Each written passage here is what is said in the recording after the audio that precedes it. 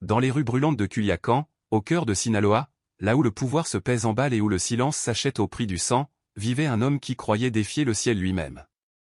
Il s'appelait Damian Valdés, mais personne ne prononçait son nom. Pour la ville entière, il était tel Escorpion, un prédateur forgé dans la trahison, durci par les pertes et par la vie impitoyable qu'il avait embrassée. Pour lui, la foi n'était qu'un mythe fragile.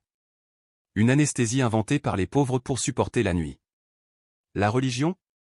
Une béquille pour ceux trop faibles pour affronter la réalité. Pourtant, ce 28 octobre, jour sacré pour Culiacan, le jour où chaque âme se tournait vers San Judas Tadeo, le saint des causes impossibles, Damian décida de lancer un défi insensé. Sous un ciel d'un bleu tranchant comme une lame, devant une foule inclinée en prière, il se dressa avec un sourire glacé, un sourire qui faisait frissonner même les plus téméraires. Et tandis que les murmures de dévotion s'élevaient en vagues, il hurla une blasphémie si violente qu'on aurait juré que la terre elle-même avait retenu son souffle. Il ne savait pas alors que le ciel avait entendu son insolence. Et que sa réponse ne serait ni tonnerre ni éclair, mais un silence si lourd qu'il écraserait son âme. Cette histoire n'est pas une légende. C'est celle d'un narcotrafiquant qui osa défier un saint de lui prendre la ville et qui reçut une réponse que ni la science, ni les médecins, ni même lui ne purent jamais expliquer. Octobre couvrait Culiacan d'une atmosphère étrange, presque sacrée. L'air était épais, saturé du murmure de milliers de prières montant vers le firmament. Les rues, d'ordinaire dominées par le grondement des moteurs et la tension électrique des regards, cédaient la place à une mélodie plus ancienne, forgée de croyance et d'espoir. La veille du 28, la ville entière s'agenouillait devant une seule promesse, le miracle. Le parfum du copal se mêlait à celui de la cire chaude, enveloppant les passants dans une fumée légère semblable à une bénédiction. Les vendeurs ambulants portaient des seaux débordants de fleurs de cempasúchil, un torrent doré et orange coulant sur les trottoirs. Les familles avançaient serrées les unes contre les autres. Les enfants portaient de petites tuniques vertes et blanches, réplique modeste du vêtement du saint. Ils tenaient des bougies dont les flammes tremblaient, frêles mais tenaces, comme si chaque lueur contenait une prière essentielle à la survie du monde. Au coin des rues se dressaient de simples autels, une nappe brodée, une statuette usée, une fleur déposée avec précaution. Une pièce. Une offrande. Chaque objet était une part d'âme laissée là en échange d'un espoir, la guérison d'un enfant, le retour d'un père, une dernière chance avant la nuit. La foi tissait cette ville comme un tissu vivant. Une foi viscérale, née de la douleur et de la nécessité. Mais au milieu de ce fleuve de dévotion surgissait une bête d'acier, une camionnette blindée, noire comme l'absence totale de lumière, fendant la masse humaine qui s'écartait d'instinct. Non par respect. Par peur. Une peur si ancienne qu'elle ne requérait ni mot ni menace. Le ronronnement du moteur étouffait les prières alentour. À l'intérieur, l'air était froid, clinique, artificiel, un hiver enfermé dans une boîte métallique. Et là, assis sur le cuir impeccable, trônait Damian Valdés. Ses yeux, deux éclats de glace, balayaient la foule sans jamais percevoir les cœurs qui y palpitaient. Il ne voyait dans ces visages inclinés que de la faiblesse. Dans ses mains jointes, la résignation. Dans ses prières, le cri désespéré de ceux qui n'ont rien. Pour lui, le seul Dieu qui existait se mesurait en liasses épaisses et se protégeait à coups de chargeurs pleins. Ses mains, lourdes de bagues en or, avaient signé plus d'arrêts de mort qu'un juge. Ses mêmes doigts jouaient distraitement avec un bracelet serti de diamants, indifférents au destin qu'ils avaient volé à tant d'innocents. À ses côtés, Roman, son bras droit, restait immobile. Son regard nerveux scrutait la foule, cherchant le danger partout sauf dans l'homme assis à quelques centimètres de lui. « Regarde-les, Roman, dit Damian d'une voix froide. Ils dilapident leur misérable argent sur une statuette de plâtre. Ils supplient un miracle parce qu'ils ne savent pas vivre. » Ces mots tombaient comme des lames. Lui, le roi noir d'un royaume construit sur la peur, dominait les vivants comme l'ombre d'un dieu sombre. Mais même les rois oublient parfois que la foi n'a pas besoin d'or pour exister. La camionnette s'immobilisa, stoppée par la densité de la foule. Une mer humaine avançant au rythme d'un cœur collectif. Damian grinça la mâchoire. Le temps, pour lui, était une arme, qu'on le lui vole était une offense mortelle. Puis il la vit. À peine 7 ans. Petite silhouette parmi les géants. Joue peinte de 2 cercles rouges et sourire capable d'illuminer la journée la plus sombre. Elle tenait dans ses mains une fleur blanche, un simple chrysanthème probablement dérobé au seuil de sa maison. Avec une audace qui défiait toute logique, elle s'approcha du blindage noir. Elle se hissa sur la pointe des pieds et tendit sa fleur vers la vitre comme une offrande venue du cœur. Roman voulut la chasser, protéger le sanctuaire hermétique du chef. Mais Damian leva la main. Attends. La vitre descendit de quelques centimètres, laissant passer un filet d'air parfumé d'encens et le lointain chant des croyants. Et alors, tout se fissura. Dans les yeux de l'enfant, il vit un fantôme. Une mémoire qu'il avait enfermée dans le plus profond de son être. Il vit Sophia. Sa petite sœur. Sa lumière. Son seul lien avec le bien, autrefois. Le présent se dissout. L'air devint irrespirable. Les bruits de la rue se perdirent derrière un grondement ancien, celui d'un souvenir prêt à le dévorer. Lui, agenouillé sur le sol froid d'un entrepôt sombre. Le parfum du sang et de la poudre. Sa sœur, 17 ans, vêtue d'une robe blanche qu'elle rêvait de porter pour une fête. Mais une rafale de balles destinée à lui avait arraché sa vie. Il la tenait entre ses bras, criant son nom jusqu'à s'en déchirer la voix. Sophia serrait entre ses doigts un petit médaillon en argent, sans Judas Thaddéo, son saint, son refuge. Damian se revit implorant un ciel fermé à sa douleur. Si tu existes vraiment, sauve-la. Elle n'a rien fait. Prends-moi, mais pas elle. Ce soir-là, la seule réponse qu'il reçut fut le silence. Et le dernier souffle de Sophia. C'est à cet instant que le cœur de Damian s'était transformé en pierre. Que sa rage était devenue sa foi. Que la mort était devenue son évangile. Et pourtant, cette petite fille venait de faire voler en éclats l'armure qu'il croyait invincible. Le souvenir de Sophia jaillit avec la force d'un séisme. Sa main trembla pour la première fois depuis des années. La fillette resta là, innocente et souriante, comme si elle n'avait jamais appris ce qu'était la peur. Une pulsation de douleur traversa la poitrine du scorpion. Une fissure minuscule dans un mur qu'il croyait éternel. Il aurait pu refermer la vitre. Oublier cette apparition. Replonger dans sa nuit sans aube. Mais le destin, parfois, exige d'être regardé en face. « Comment tu t'appelles » murmura-t-il, la voix rauque. La petite ne répondit pas. Elle posa simplement la fleur dans l'interstice de la vitre. Puis elle repartit en courant vers la foule, disparaissant dans un océan de visages et de prières. Damian resta immobile. Il observa cette fleur blanche, si fragile. Un symbole de paix pénétrant son monde construit sur le massacre. Et pour la première fois depuis 10 ans, il détourna le regard. Parce qu'il avait peur. Non pas de la mort. Il l'avait déjà embrassée 1000 fois.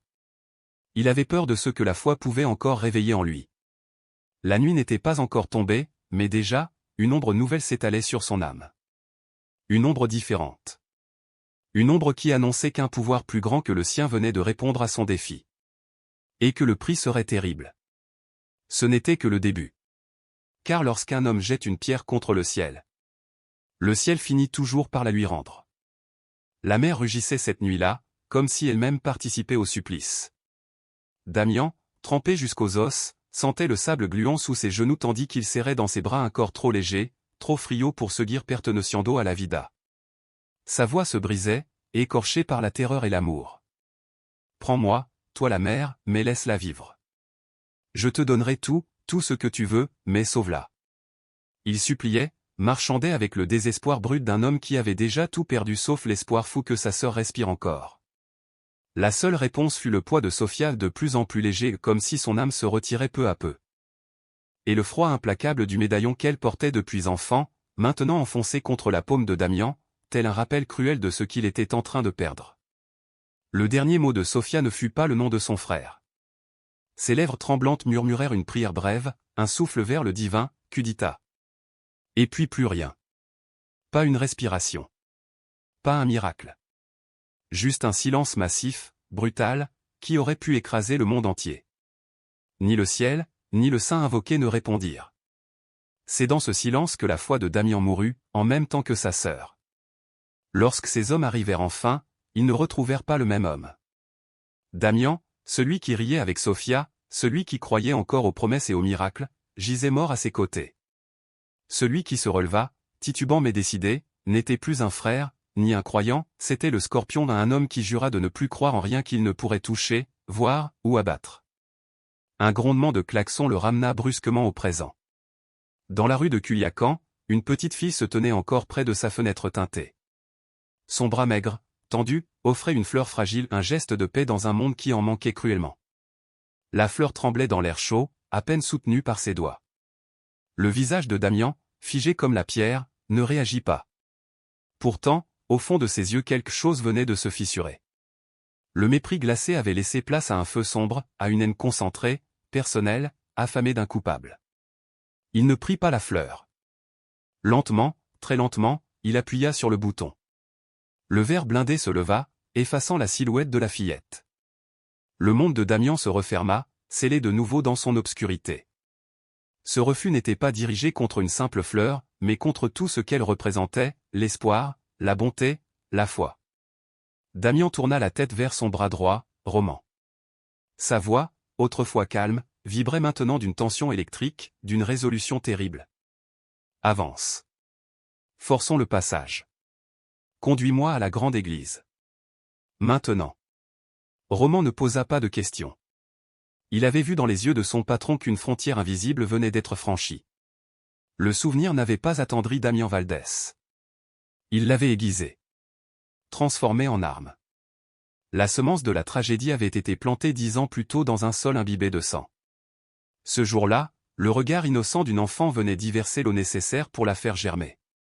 Et dans le cœur endurci du scorpion, elle allait éclore en un acte de blasphème qui ferait trembler les fondations de toute la ville. La camionnette blindée ne s'arrêta pas en périphérie.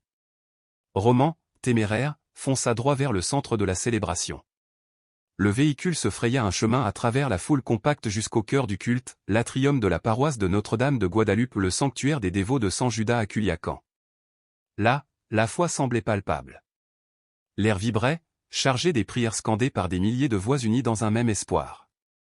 Au centre trônait une immense anda en bois sculpté, décorée de cascades de fleurs blanches et jaunes.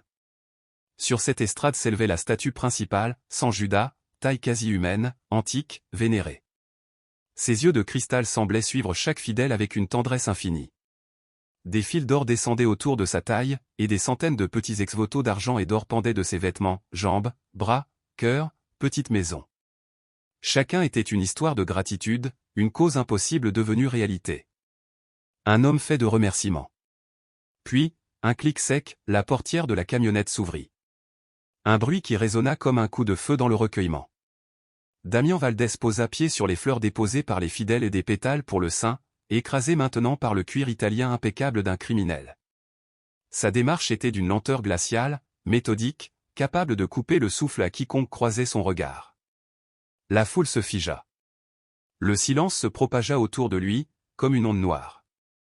On aurait dit qu'un trou gravitationnel venait d'apparaître, absorbant toute joie, toute prière, toute lumière. Roman, livide, s'approcha derrière lui. « Patron, je vous en supplie. »« Pas ici, il y a des familles. » Mais Damian ne l'écoutait pas. Son regard était rivé à la statue. À ses yeux, elle n'était pas un saint. Elle était la personnification du silence meurtrier qu'il avait reçu en réponse à son appel. Chaque ex-voto brillant était un outrage, des miracles distribués à d'autres, jamais à Sofia. Il s'approcha si près que les fissures du visage peint du saint devinrent visibles, les rides du temps qu'aucune prière n'avait effacées. Un prédateur prêt à frapper. La place retint son souffle. Seules les flammes des centaines de bougies vacillaient, comme si elles-mêmes tremblaient de peur. Alors Damian rit. Un rictus sec, cassant, un éclat sans âme qui souillait l'atmosphère sacrée. Puis il leva le visage vers le ciel noir au-dessus de Culiacán, défiant non pas la statue, mais Dieu en personne. Si ce San Judas que vous adorez existe vraiment, qu'il me fauche maintenant. Le blasphème résonna encore lorsqu'il leva brutalement la jambe et asséna un coup de pied furieux dans la base de l'anda. Le bois finement sculpté grogna sous l'impact, émettant un craquement obscène. Un instant, tout sembla suspendu. Puis l'édifice sacré vacilla. Un hurlement étouffé traversa la foule. La statue perdit son équilibre, basculant au ralenti, ses yeux de cristal fixés sur les fidèles comme s'ils pleuraient. Elle s'écrasa contre les pierres de l'atrium dans une détonation qui fit vibrer les cœurs et les os. San Judas se brisa. La tête se détacha et roula au sol, son visage paisible fendu en deux.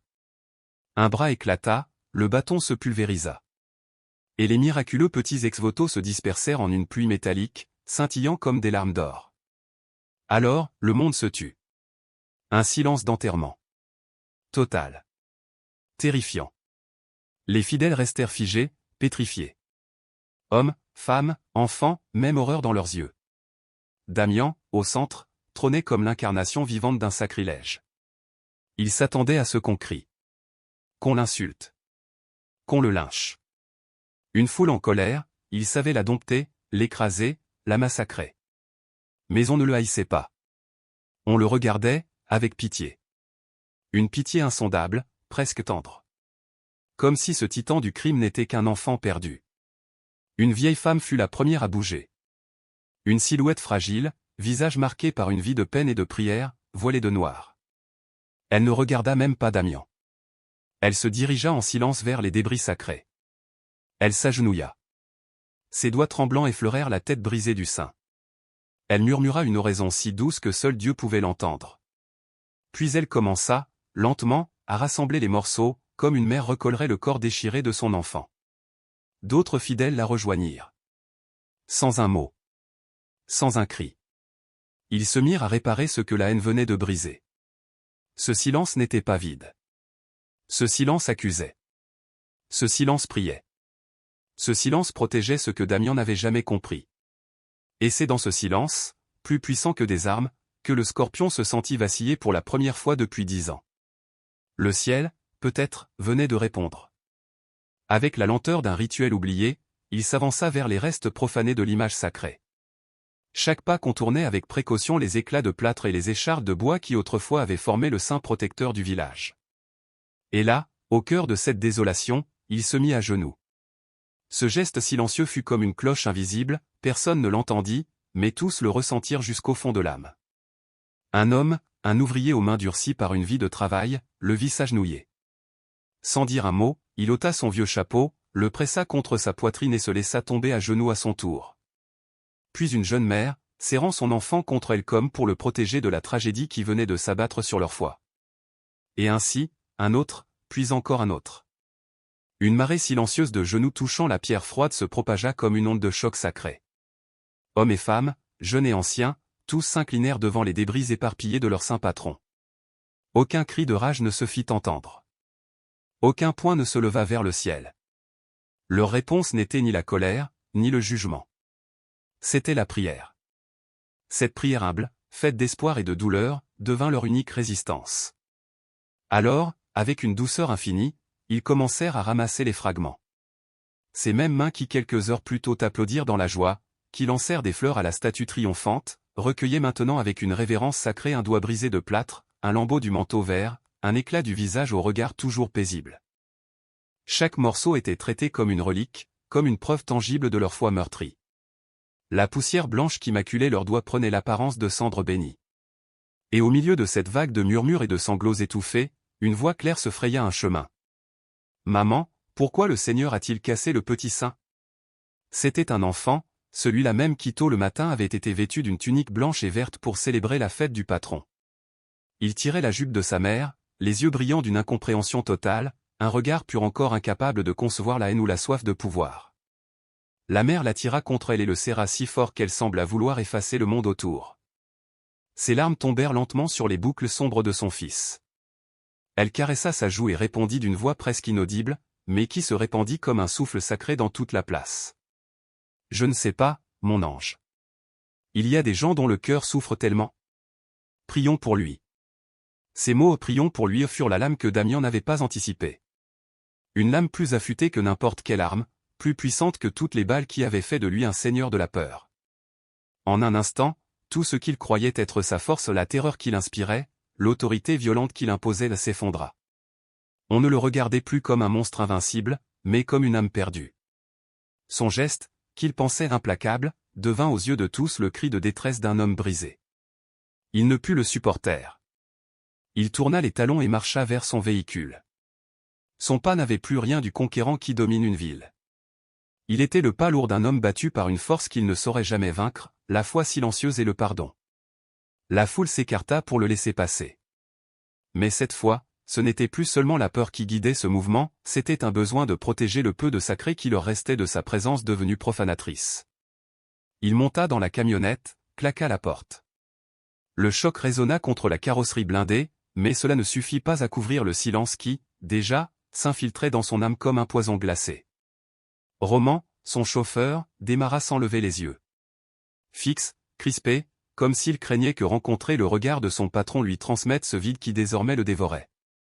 Par la vitre teintée, Damian aperçut la communauté agenouillée, unie, recueillant délicatement les vestiges brisés de leur foi. Et lui, il était seul. Plus seul qu'il ne l'avait jamais été. Le scorpion avait libéré son venin, mais au lieu de tuer, il avait révélé une vérité insoutenable, il n'était plus craint. Il était plein. Son châtiment ne tomberait pas du ciel en un éclair flamboyant. Il avait déjà commencé, un silence écrasant, un murmure de pardon offert à celui qui ne le méritait pas. Lorsqu'il rentra dans son manoir, le hall de marbre l'accueillit dans un froid insensible. Les murs, autrefois témoins de son pouvoir absolu, vibraient maintenant d'une absence glaciale. Le silence y avait toujours régné, mais auparavant, c'était un silence de respect. Désormais, c'était un silence de vide, un gouffre qui avalait toute trace de vie. Les jours qui suivirent la profanation prirent une tournure que jamais Damian n'aurait imaginée. Aucune vengeance des rues. Aucun cartel ennemi prêt à saisir l'occasion d'abattre un chef devenu vulnérable. Le monde, au contraire, demeurait calme. Et c'était encore plus cruel. Ces hommes, ces ombres violentes qui juraient de mourir pour lui, exécutaient toujours ses ordres, mais quelque chose de primordial avait cédé dans leur loyauté. Ils obéissaient, oui, mais leurs yeux l'évitaient. Les conversations s'évanouissaient dans un silence embarrassé dès qu'ils pénétraient dans une pièce. Le scorpion n'inspirait plus la peur, mais la superstition. Il n'était plus le patron. Il était le maudit. Son empire, bâti sur les menaces et l'argent sale, commençait à se fissurer sans bruit. Le téléphone, jadis une bête féroce qui rugissait sans cesse de deals, de rendez-vous, de trahison et de confidences, demeurait muet sur le bois brillant de son bureau. Et quand, exaspéré, il appelait ses partenaires politiciens, entrepreneurs, financiers, la plupart le laissaient parler dans le vide. Ceux qui répondaient s'empressaient d'inventer des excuses, de couper court, comme si leurs mots risquaient de lier leur destin au sien. Personne n'osait l'affronter. Mais tout le monde l'évitait. Alors, il sortait chaque nuit, enfermé dans sa forteresse de métal, pour parcourir une ville qui se dérobait sous son regard. Et partout, c'était la même chose, les rues se vidaient à son passage, les enfants disparaissaient dans des maisons verrouillées, les commerçants baissaient précipitamment leurs rideaux métalliques. Sinaloa retenait son souffle jusqu'à ce que sa silhouette blindée ne soit plus qu'un souvenir. Un soir, acculé par la solitude, il descendit dans la grande salle d'apparat. Elle regorgeait d'œuvres d'art, de meubles luxueux, d'objets qui coûtaient plus que ce qu'un homme simple gagne en une vie. Une bouteille de tequila hors de prix trônait sur le bar, comme un trophée. Pourtant, la pièce lui apparut aussi vide qu'un mausolée. Il se servit un verre, l'alcool tremblant dans sa main. Il voulait hurler, fracasser les murs, briser tout ce qui l'entourait. Mais à quoi bon? Qui écouterait sa rage? Qui pourrait-il frapper sinon les fantômes de ceux qui s'éloignaient? Son pouvoir avait toujours été concret, l'argent, la force, la violence. Mais à présent, il se heurtait à une chose intangible, invincible. Une prière. Une croyance partagée par des gens qu'il méprisait mais qui, sans le vouloir, venaient de le terrasser. Le silence qu'il voulait imposer à la foule, c'était désormais lui qui en suffoquait. Les murs se resserraient. Sa forteresse devenait une cellule. Et la vérité l'écrasa soudain. Sa faute n'avait pas été de détruire la statue. Sa faute avait été d'avoir cru pouvoir détruire la foi. Cette foi, simple mais inébranlable, resserrait maintenant ses mains invisibles autour de son cœur. Aucun couteau, aucun tir, aucune menace ne pouvait la tuer. Elle était éternelle. Il avala le verre d'une seule gorgée, espérant que la brûlure efface le froid qui l'habitait. Peine perdue. Il était seul. Seul au centre d'un empire en ruine. Un roi sans royaume. Une ombre errante dans le palais qu'il croyait posséder. Un fantôme vivant. La nuit pesait sobre Culiacan comme une chape de plomb, une obscurité silencieuse où les ombres semblaient écouter.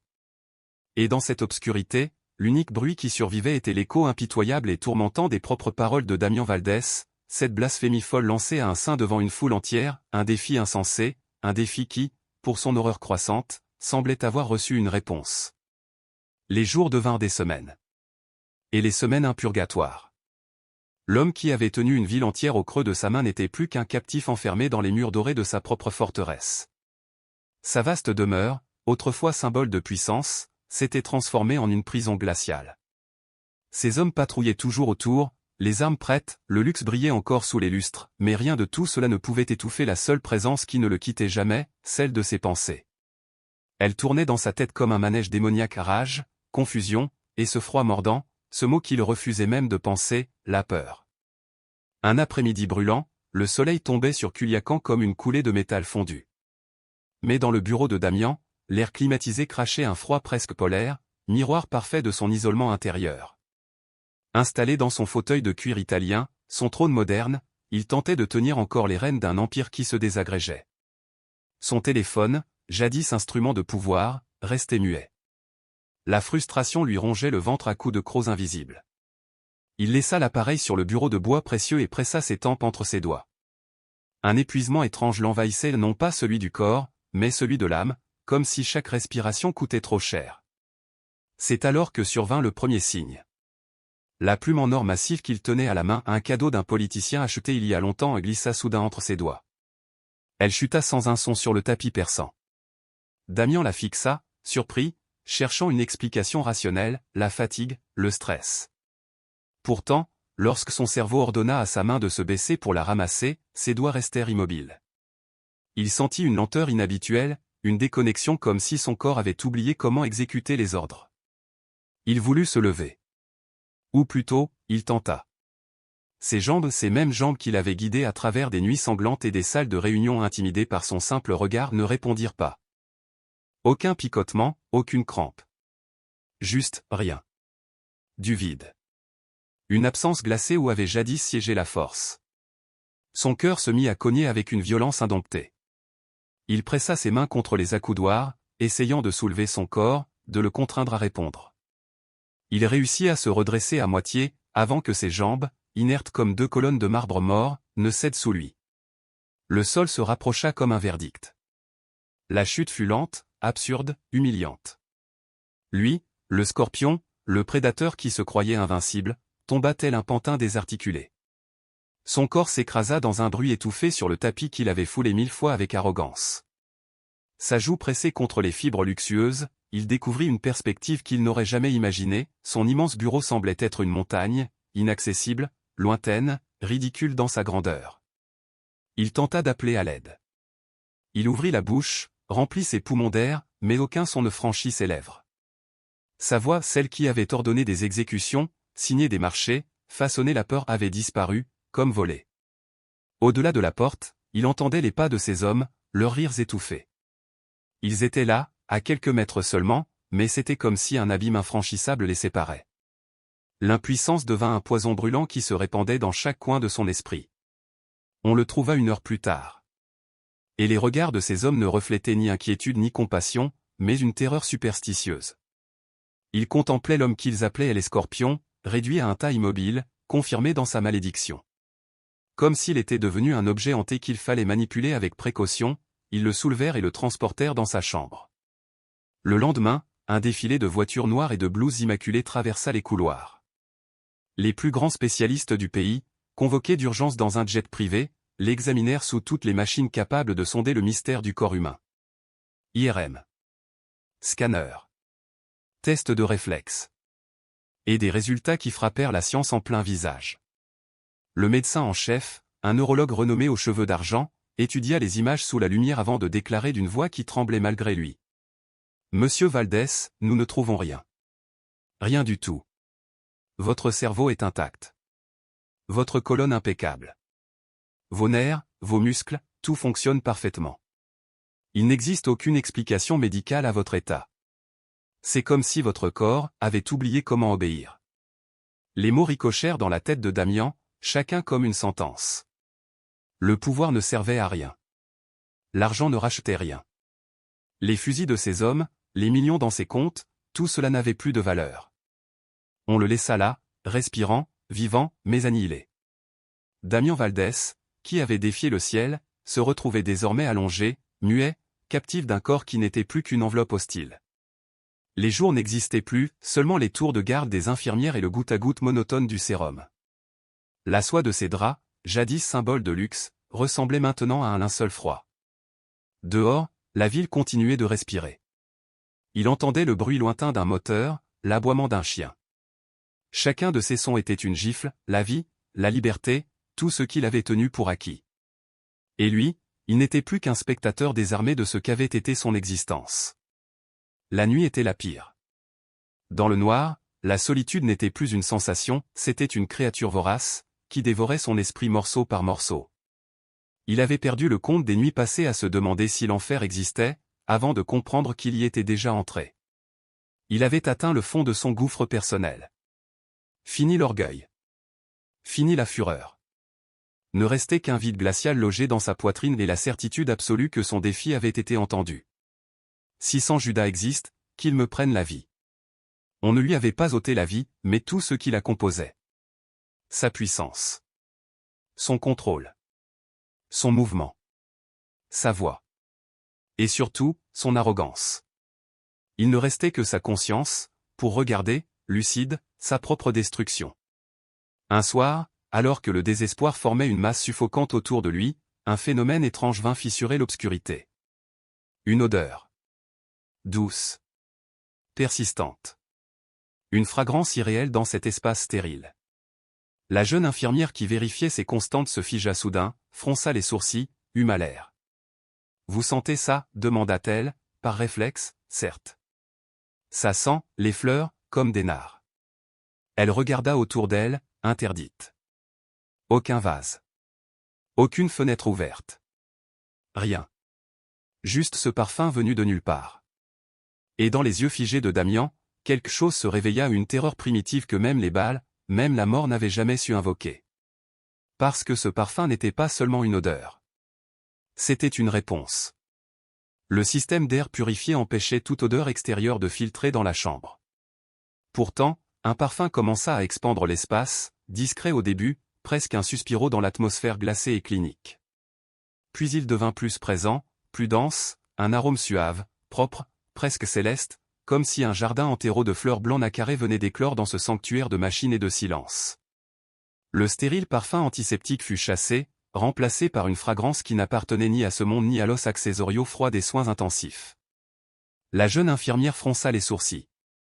Elle fouilla ses poches, vérifia chaque flacon, chaque compresse, chaque instrument suspendu à son uniforme. Rien ne pouvait expliquer cet effluve. Aucun diffuseur, aucune bouteille renversée.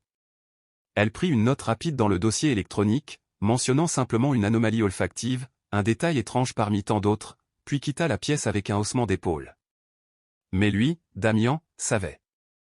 Ce parfum, il l'avait déjà respiré. C'était exactement le même que celui des fleurs qui, autrefois, couronnaient l'anda sacré qu'il avait profané de ses mains, poussé par une arrogance devenue dogme.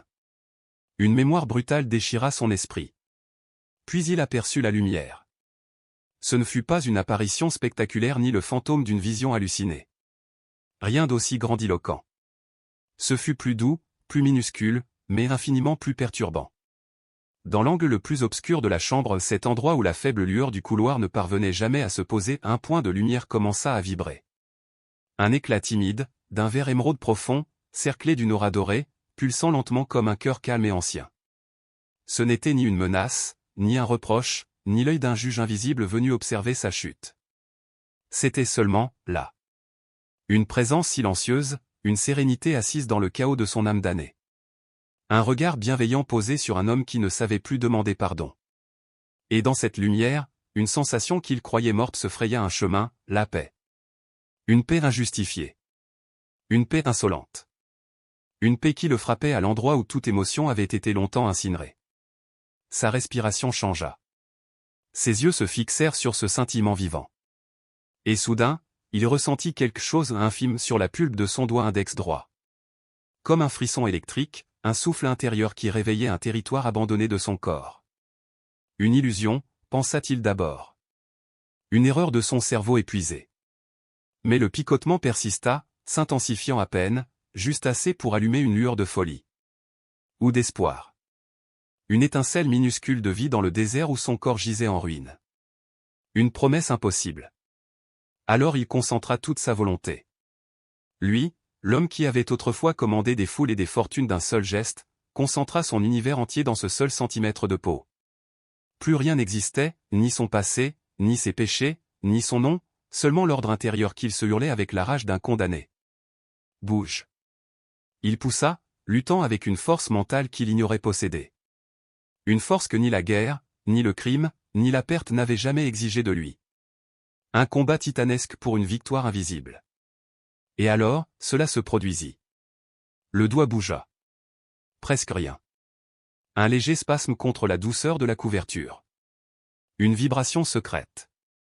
Mais il avait bougé. Pour la première fois depuis des semaines, un morceau de son corps avait répondu à son esprit. Un tremblement de vie dans un royaume paralysé. Puis il se rabattit dans l'immensité du silence, haletant comme un homme qui aurait soulevé une montagne entière. Cette infime victoire n'aurait dû être qu'une moquerie du destin envers celui qui avait gouverné par la puissance et la peur. Pour un homme habitué à faire plier la ville à son nom, un millimètre de mouvement aurait dû sembler insignifiant, presque grotesque. Mais pour lui, ce fut le miracle le plus immense qu'il ait jamais vu. Le doigt remua encore. Cette fois, volontairement. Affirmation. Défi. Résurrection. Et alors, l'impensable se produisit, Damien Valdès se brisa. Pas un sanglot discret. Pas un murmure étouffé. Non. Un cri brut remonta depuis le gouffre de son âme, une âme qu'il croyait morte depuis plus de 10 ans. Un gémissement rauque, arraché à ses entrailles, fit vibrer tout son corps retombé dans l'immobilité. Il pleura. Il hurla en silence, étranglé par une gorge qui ne servait plus qu'à émettre des soupirs cassés. Ses larmes, brûlantes comme du feu liquide, glissèrent le long de ses tempes creusées pour se perdre dans l'or pur de sa tête d'oreiller. Elles n'étaient pas des larmes de joie. Ni de délivrance. Elles étaient celles qui avaient été dérobées à sa vie. Celles qu'il avait refusées au pied du cadavre de Sophia, baignant dans sa propre innocence brisée. Celles d'un frère qui avait échoué, pire que l'échec, qui avait trahi. Chaque goutte était un souvenir qui revenait le hanter. Le sourire de Sophia. Le froid métallique du médaillon dans sa main. Le poids mort de son corps serré contre le sien. Le silence d'un ciel auquel il avait craché sa défiance, que me quitte la vida. Et il comprit. Enfin. D'une lucidité foudroyante. Son défi avait été ridicule. Celui d'un enfant enragé frappant les vagues d'un océan infini. Et le ciel l'avait exaucé. On lui avait retiré la vie. Pas celle de la chair, celle du scorpion. Son pouvoir, son empire, sa voix, son mouvement, tout avait disparu, lui laissant une coquille nue. On l'avait dépouillé de son orgueil pour qu'il apprenne à respirer autrement. On l'avait placé au seuil du néant pour lui offrir une seule chance. Renaître. Le miracle n'était pas dans le doigt qui bougeait. C'était dans le parfum des nards, dans la lumière calme, dans la paix qui avait trouvé un chemin à travers les ruines d'un cœur pétrifié. Ce n'était pas la justice. C'était un amour immérité. Un pardon offert à celui qui se croyait irrémédiablement perdu. Le saint qu'il avait insulté, humilié, rejeté, ne s'était jamais éloigné. Il avait attendu. Patient. Patient comme seules les vérités éternelles savent l'être. Il avait attendu que Damien touche le fond, que ses os de pierre se fissurent, que sa douleur ouvre enfin la porte. Les sanglots se poursuivirent, secouant son torse faible. Il pleura la vie qu'il avait écrasée autour de lui. Il pleura la peur qu'il avait propagée. Il pleura l'homme qu'il aurait pu devenir. Mais surtout, il pleura cette sœur qu'il avait trahie par sa vengeance. Dans ce torrent d'émotions, il parvint à replier encore une fois son doigt, lentement, douloureusement. Puis il traça, avec le peu de force qui lui restait, une ligne verticale. Ensuite une ligne horizontale. Une croix. Le symbole qu'il avait méprisé. Et qui devenait désormais son dernier langage. L'infirmière entra, alertée par les bruits étouffés. Elle s'arrêta net, incrédule. Ce n'était plus l'homme de fer. Ni le patron dominateur. Ni le cadavre vivant. C'était juste un homme brisé, perdu, mais vivant. Elle posa une main sur son épaule, doucement, sans un mot, simplement humaine.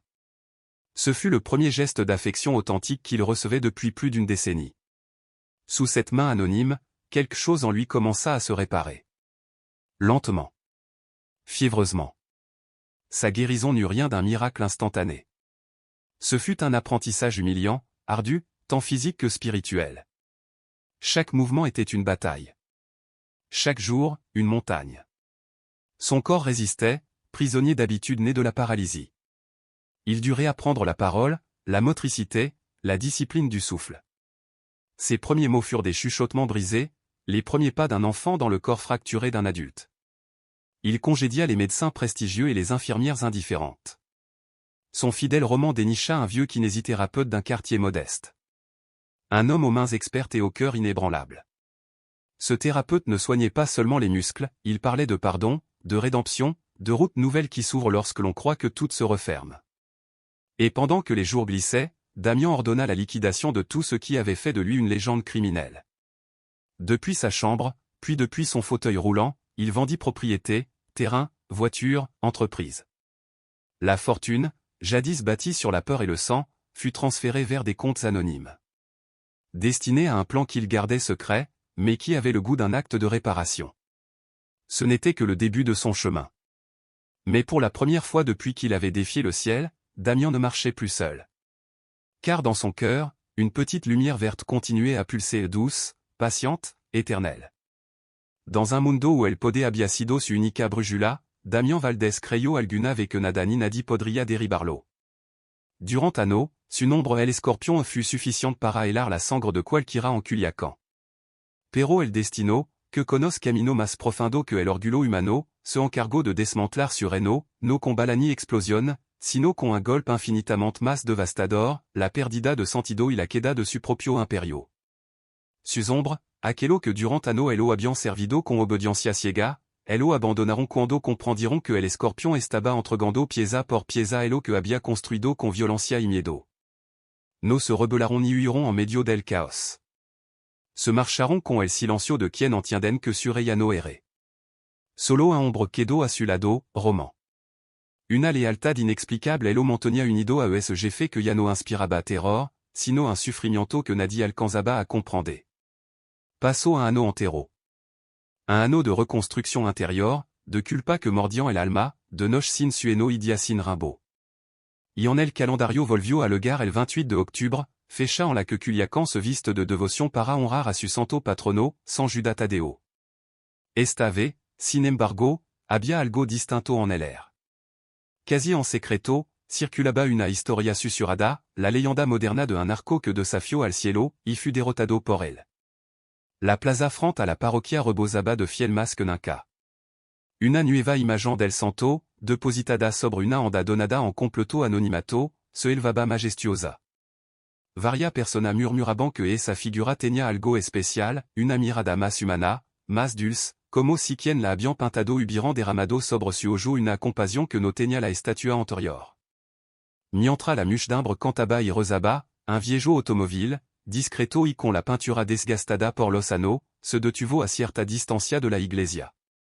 Roman, como siempre tanto, bajó del coche y abrió la puerta trasera. Entonces Damien apareció. No era ya el escorpión vestido con traje de diseñador ni cubierto de alhaja que mostraban su podeis su riqueza. Lucia uno simple pantalón de mezclilla y una camisa blanca limpia, sin adorno. Había envejecido. Su rostro ya no era una máscara de arrogancia, las líneas profunda marcaban un camino de dolor, de humildad aprendida a golpe. Se apoyaba en un baston de madera sencillo, como si cada paso le recordara una herida que on no había cerrado. Cuando las personas lo reconocieron, la réaction fut totalement différente à la de un anno atrás. Ya no retrocedian por miedo, ni bajaban la cabeza para evitar su mirada. Al contrario, la multitud se abrió lentamente a su paso, como un río que se separa para dejar avanzar una barca herida. Había sorpresa en los rostros, incredulidad, curiosidad, y un respeto silencioso que ninguno hubiera imaginado. Cada paso que daba parecía un mundo completo de esfuerzo.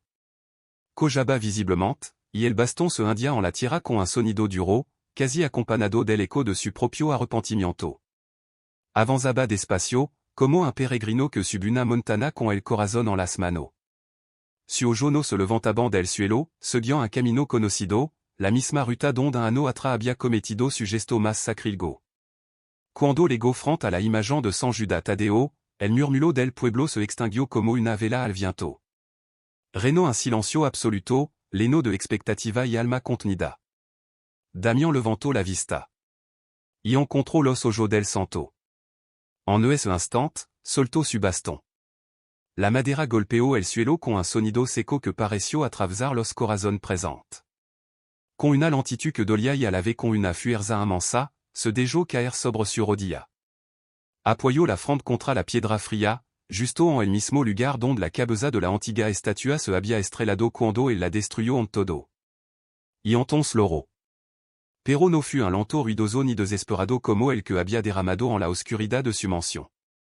Fut un lento silencioso, digno y humilde, el lento de un hombre derrotado que finalement acepta que necesita perdón. Aquel que había credo estar por encima del cielo, por primera vez se arrodillaba ante él. La multitud contuvo la respiration. Nadie se atrevía a moverse, como si cualquier ruido pudiera quebrar ese instant sagrado. Y fut entonces cuando ella apareció. La anciana del rebozo negro, la primera que se había arrodillado a ano atrapara recoger los restos del santo profanado. Se acercó despacio, con su paso corto y seguros. Nadie entendia que haría, pero nadie se interpuso. Se colocó a su lado. Y sin decir una sola palabra, posó su mano arrugada sobre el hombro de Damián. Ese gesto simple fut suffisant para que el hechizo se rompira. Un murmullo suave se extendió por la plaza. La emoción se desbordó como un río liberado. Lo que había llegado a ese lugar como una ofensa pública, se transformaba, entre los ojos de todo, en redención. Ese día, Damián Valdés no recuperó su trono perdido. Recuperó algo infinitamente más valioso, su humanidad. El tiempo pasó, pero ya no medido por el sonido de las armas ni por cuanta manchada de sangre. Al amanecer, le jour del bullicio del centro, la vida encontraba a Damián en otro escenario totalement diferente. Con el dinero que había obtenido vendiendo el que quedaba de su imperio, compró una hacienda abandonada en la Safura y la transformó. Sobre la entrada principal, un letrero de madera colgaba con sencillez. Hogar Sofia. No era un orfanato oficial. Era algo distinto, algo más cierno, un refugio para Nino que habían quedado atrapado en la violencia que él mismo contribuyó a sembrar en la ciudad. Nino huérfano de guerra, pequeña víctima inocente de decisión que nunca debieron tocar. La risa infantile, clara y sincera, reemplazó los silencios fríos que alguna vez lenaron su mansión. Las manos que entempunaban arma, ahora arreglaban bicicleta, serviant plateau de comida y acariciaban cabeza temblorosa por las pesadillas. En lugar del escorpión, el la m'abandon Damián, el hombre que contaba cuanto han de dormir y se aseguraba de que cada Nino estuviera bien arropado. Su cojra seguía ahí. No como castigo, sino como recordatorio. Cada paso decía, nunca olvid quien fuiste, ni quien elegiste ser ahora. Por las tardes, se sentaba en el porche y observaba el patio Lenars de Jugo, cara y grito feliz. En esos instants, una paz nueva, tan real que casi podía tocarse, el inundaba por completo. Había comprendido una verdad profunda, el verdadero poder no es destruir vida, sino protegerla. Roman, que se quedó a su lado convirtiéndose en administrador y amigo, solía sentarse con él mientras el cielo se pintaba de tono anaranjado. Nunca pensé vers l'oasis, patron dijo una tarde con voz baja y sincera. Damián sonrió. Una sonrisa que iluminaba su ojo cansado. Yo tampoco, Roman confesó. Durant ano creí que Dios había respondido a mi oración por Sofía con silencio, pero estaba equivocado. La respuesta tardó 10 años, sí, pero fue esta. Extendió la mano, abarcando con el gesto todo aquel lugar lleno de vida. Su nueva misión no buscaba aplauso. Era un camino humilde hecho de pequeño acto de amor, consolar a quien despertaba con miedo, enseñar a leer a quien nunca pisó una escuela, rezar en silencio por aquello que no encontraban paz. Había construido una pequeña capilla en la hacienda. En su interior, una estatua de San Judas Tadeo ocupaba un nicho sencillo, sin oro ni joya. Solo flor fresca recogida cada manana por los Nino. Era una fe sin ostentación, sin ruido. Una fe verdadera. Una noche, uno de los más pequeños a un Nino llamado Mateo despertó Lorando. Había llegado al hogar Sofía sin pronunciar una sola palabra desde que presenció la muerte de su padre. El trauma le había robado la voz. Damián fut el primero en lugar. Se sentó en el bord de la cama y sin decir nada el lo tomó en brazo. Lo mecieron su mano fuerte pero llena de ternura. Lo sostuvo en su pecho como quien intenta proteger una lama fragile de los vientos del mundo. Pasó un largo rato hasta que el pequeño se calmó. Y entonces, con un hilo de voz tembloroso y milagroso, Mateo susurró. Gracia. El corazón de Damián se apretó con una emoción abrumadora. Una lágrima única bajó por su mejilla. Pero esta vez no era dolor. No era arrepentimiento. Era gratitud pura. De esa que nacen cuando la vida, finalmente, se vuelve digna de ser vivida. En ese instant comprendió su milagro, el cielo no le había respondido con la muerte que él pidió en su soberbia, sino con una segunda oportunidad. La oportunidad de vivir, verdaderamente. La historia de Damián Valdés no recuerda que nunca es tarde para cambiar el rumbo, que incluso quien han quedado en la oscuridad más profunda puden reencontrar la luz si deciden dejarse tocar por ella. No importa el tamaño de nuestra culpa ni lo endurcido que esté nuestro corazón, la gracia siempre espera. A veces Dios no concede lo que pedimos, concede lo que necesitamos. Y el milagro más grande que existe no es sobrevivir, sino renacer. Si esta historia ha tocado tu corazón, lévala contigo. Compártela con quien necesite cree que on existe un camino de regreso. Porque mientras haya fe, habrá también redención. Et peut-être, une seconde chance. Étincelle.